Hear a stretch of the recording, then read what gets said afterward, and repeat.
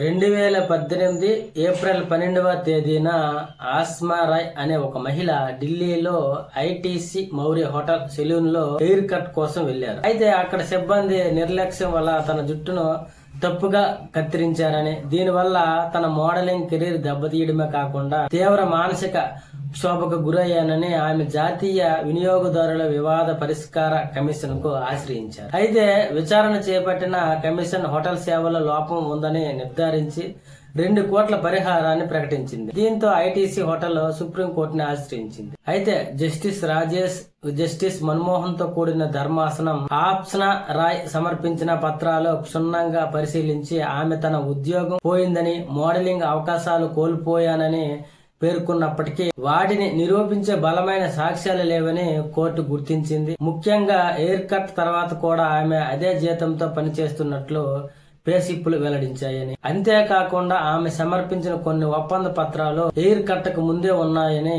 మరికొన్నింటిపై కనీసం letter head కూడా లేదని కోర్టు తప్పుపట్టింది. ఇదే కాకుండా గతంలో తాను ద జపనీస్ వైఫ్ అనే సినిమాల్లో నటించానని ఆమె చెప్పగా ఐఎండిబి రికార్డుల్లో ఆమె పేరు ఎక్కడా లేదని ధర్మాసనం గమనించిందని, ఇలా కావాలని సినిమా అవకాశాలు, మోడలింగ్ అవకాశాలు రావట్లేదని ఆమె తప్పుగా చెప్పినట్లు కోర్టు గుర్తించింది. ఈ క్రమంలో వినియోగదారుల ఫోరంలో కఠినమైన సాక్ష్యాధారాల చట్టానికి కనబడట్లేదని, సహజ న్యాయ సూత్రాలను పాటించాలని సుప్రీంకోర్టు గుర్తించింది. ఈ క్రమంలోనే 2 కోట్ల నష్టపరిహారాన్ని 25 లక్షలకు తగ్గిస్తూ సంచలనమైన తీర్పు వెలువరించింది.